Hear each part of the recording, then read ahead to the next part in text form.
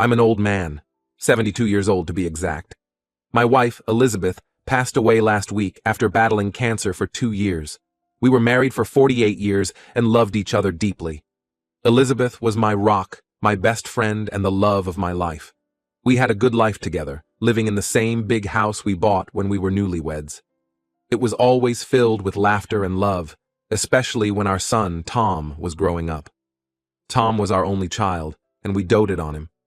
We sent him to the best schools and supported all his dreams and ambitions.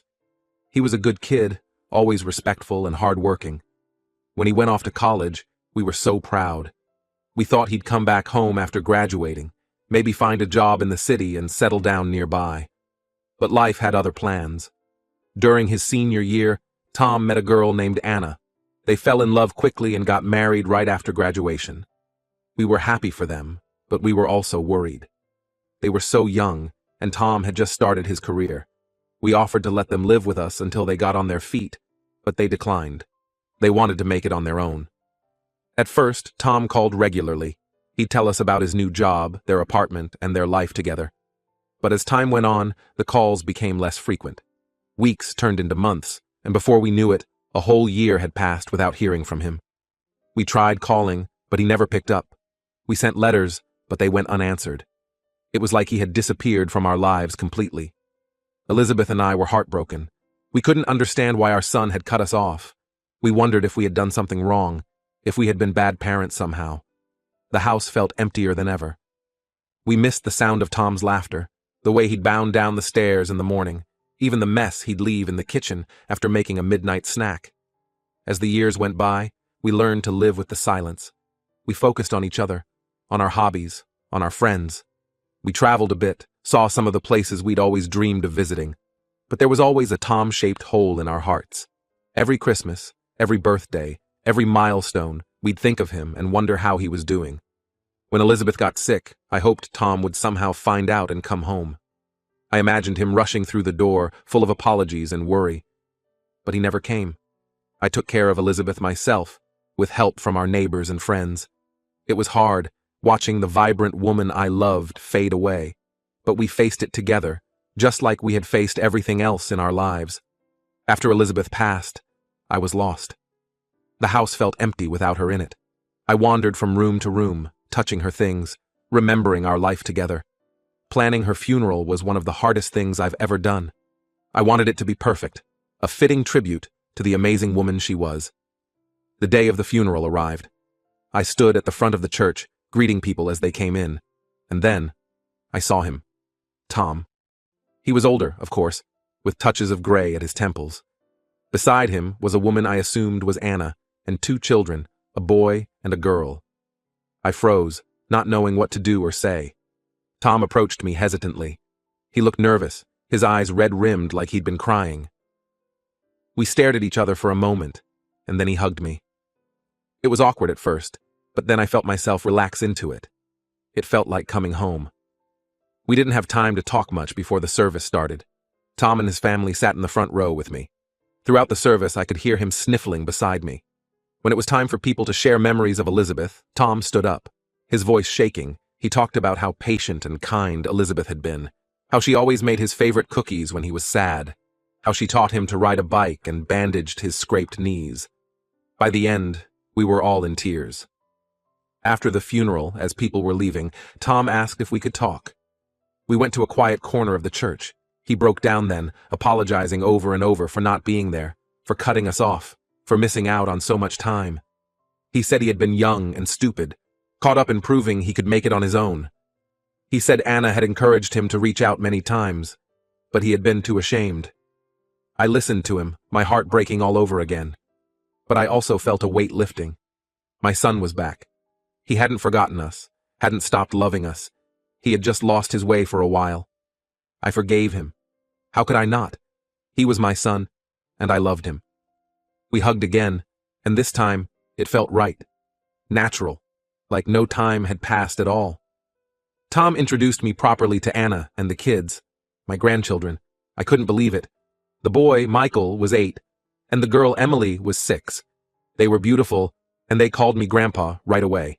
It was surreal. We all went back to the house after the funeral. As the kids explored the big old place, running up and down the stairs and exclaiming over everything, Tom and I sat in the living room. We talked for hours, catching up on all the lost years. He told me about his job, his life, his struggles and triumphs. I told him about Elizabeth's illness, about our travels, about how we'd missed him. As the evening wore on, I finally asked Tom what his plans were. He hesitated, then told me he had a good job in another state where he and his family had settled. They had a nice house, the kids were in good schools, and Anna had a career she loved. I could see the conflict in his eyes. He was worried about me, about leaving me alone in this big house. But I knew what I had to do. I told him it was okay, that he should go back to his life. I said I was just happy to have him back in my life, and that we could visit each other. Tom protested at first. He suggested I sell the house and move closer to them. But I couldn't do that. This house was full of memories of Elizabeth, of our life together. It was my home. In the end, Tom agreed to go back. We made plans for regular visits and phone calls. As they were leaving, Tom hugged me tightly and whispered, "Thank you, Dad. I love you." After they left, I sat in Elizabeth's favorite chair and cried. I cried for all the lost years, for Elizabeth who didn't get to see this reconciliation, for the grandchildren we never knew we had. But I also cried from happiness. My family was whole again. Now, a week later, I'm wondering if I did the right thing. Should I have asked Tom to move back? Am I being selfish by staying in this house? But then I think of Tom's life, his career, his children's schools. I think of the life he's built for himself. And I know I made the right choice. Update. It's been 3 months since my last post, and a lot has changed. First, I want to thank everyone for their kind words and support. Your responses helped me feel more confident in my decision not to ask Tom to move back home. After the funeral, Tom kept his promise to stay in touch. He called me every week, sometimes more often. We talked about everything, his work, the kids, my daily life. It felt good to reconnect with my son after so many years apart. About a month after the funeral, Tom surprised me by showing up for a weekend visit with his family. I was overjoyed to see them.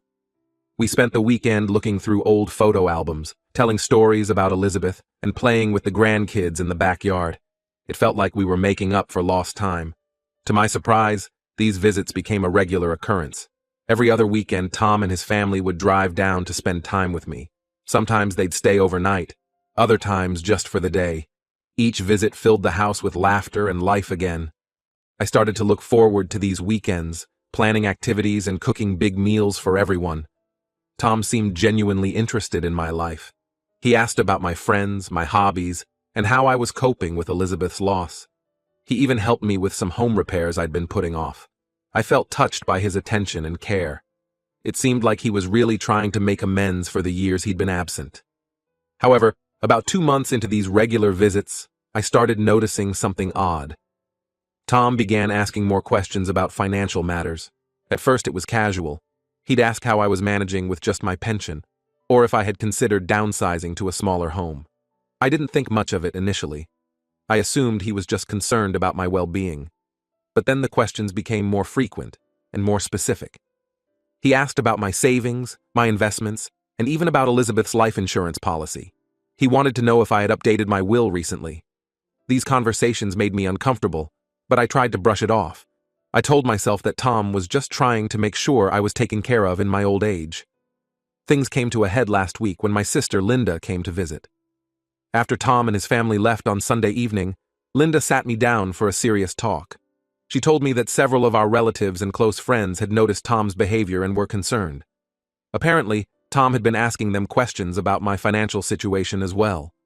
Linda mentioned that Tom had asked her about the value of the house and whether she knew anything about my pension program. He had even inquired about any potential inheritances from other family members. She was worried that Tom might be more interested in my money than in rebuilding our relationship. I was shocked and hurt by this revelation. I didn't want to believe it, but as I thought back over the past few months, I realized that Tom's questions had indeed become increasingly focused on financial matters. The realization made me angry and confused. Was this why he had suddenly reappeared in my life? Was he just after my money? I spent the next few days thinking over the situation. I thought about all the good moments we'd shared over the past few months, the laughter, the shared memories, the way Tom had helped around the house. It was hard to reconcile those experiences with the idea that he might have ulterior motives.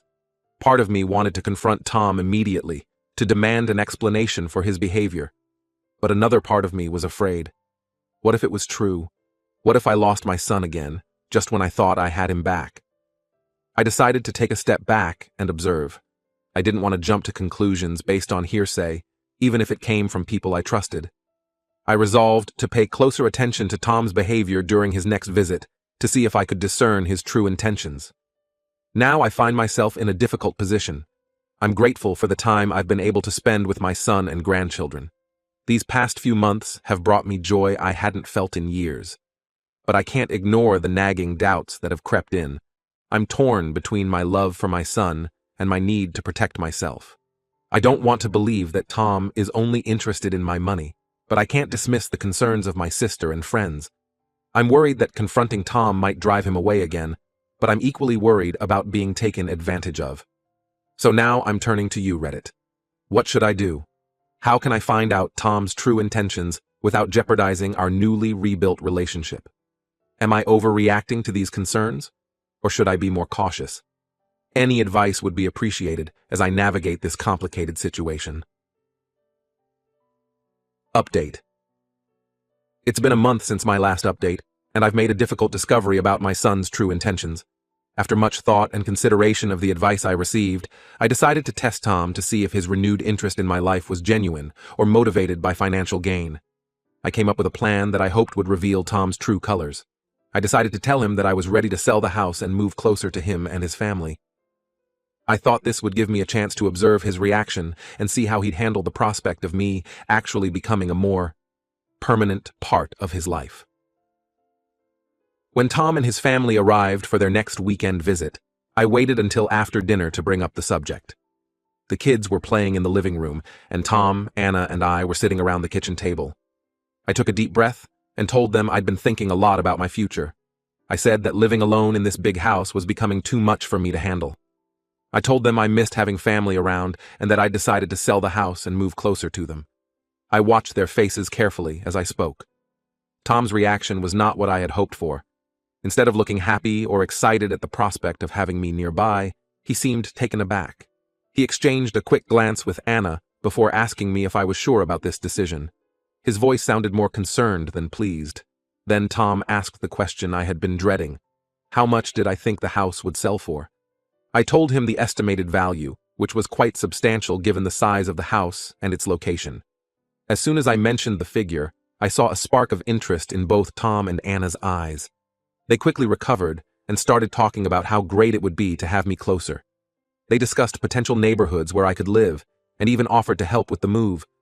But I couldn't shake the feeling that their enthusiasm was more about the money than about me. As the evening went on, Tom and Anna became more animated. They talked about all the things we could do together once I moved. They even suggested I could babysit the kids more often. On the surface, everything seemed positive, but something felt off. That night, after everyone had gone to bed, I couldn't sleep. I kept replaying the conversation in my mind, trying to make sense of Tom's reactions. As I was about to go back to my room after getting a glass of water, I heard hushed voices coming from the guest room where Tom and Anna were staying. I know it wasn't right, but I couldn't help myself. I stood near the door and listened. What I heard broke my heart. Tom and Anna were discussing the prospect of selling the house. Tom said that with that kind of money, they could pay off all their loans and still have plenty left over. He talked about renovating their home, buying a new car, and taking luxury vacations. Anna sounded excited too, but then she asked about where I would live. Tom's response chilled me to the bone. He said he would convince me to move into a retirement home or assisted living facility.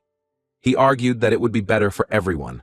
I'd have round-the-clock care, and they wouldn't have to worry about me. Anna seemed hesitant, but Tom insisted he could persuade me.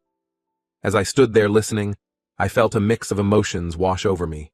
Anger, hurt, disappointment, and a deep, aching sadness.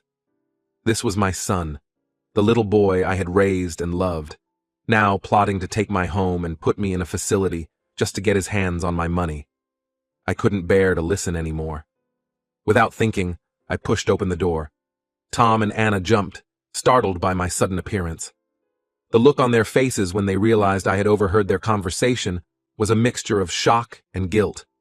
For a moment, we all just stared at each other in silence. Then, the dam broke. All the hurt and anger I had been holding back came pouring out. I accused Tom of being greedy and selfish. I reminded him that he hadn't even bothered to come see his mother when she was dying, and now he was back just because he needed money. I told him I knew about all the questions he'd been asking our relatives and friends about my finances. I said I had hoped he had truly wanted to reconnect, to be a family again.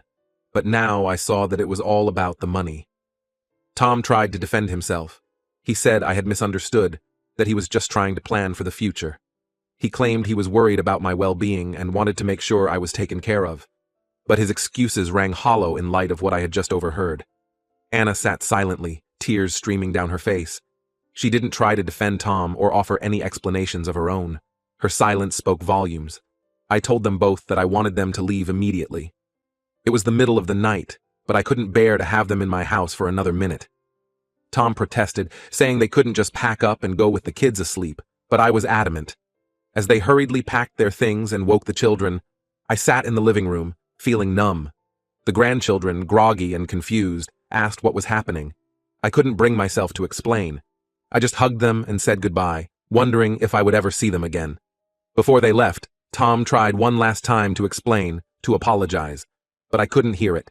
The trust was broken, and I couldn't see how it could ever be repaired. I told him not to come back, not to call, not to contact me in any way. Then I watched as they drove away into the night. The house felt emptier than ever after they left. I spent the rest of the night sitting in Elizabeth's favorite chair, wondering how things had gone so wrong. I thought about all the happy memories we had made in this house, Elizabeth and me, and then with Tom as he grew up. It seemed impossible that it had come to this. In the days that followed, I went through a range of emotions. There was anger at Tom for his deception, and at myself for being so easily fooled. There was sadness at losing my son and grandchildren all over again. But mostly, there was a deep, aching loneliness. I considered calling Tom, trying to work things out, but every time I picked up the phone, I remembered what I had overheard and put it back down. The wound was too fresh, the betrayal too deep. Instead, I focused on moving forward with my life. I called my sister and a few close friends, explaining what had happened. Their support and understanding helped me through the darkest days. I started volunteering at a local community center, which gave me a sense of purpose and connection. I also made the decision to stay in my house. This was the home Elizabeth and I had built together, filled with a lifetime of memories. I wouldn't let Tom's actions taint that. I hired a part-time housekeeper to help with the upkeep, which made managing the place much easier. As the weeks passed, the pain began to lessen. I still had moments of sadness, especially when I thought about my grandchildren. But I also found myself appreciating the peace and independence of my life. I started to rediscover old hobbies and even made some new friends at the community center. Looking back, I realized that while the experience was painful, it taught me valuable lessons about self-respect and the importance of being cautious, even with family. I'm sad that things turned out this way with Tom, but I'm also proud of myself for standing up for what's right. Now, as I sit in our old house surrounded by memories of Elizabeth, I feel a sense of contentment. Life may not have turned out the way I expected, but I'm determined to make the most of the years I have left. And I'll do it on my own terms, with the knowledge that I stayed true to myself and to Elizabeth's memory.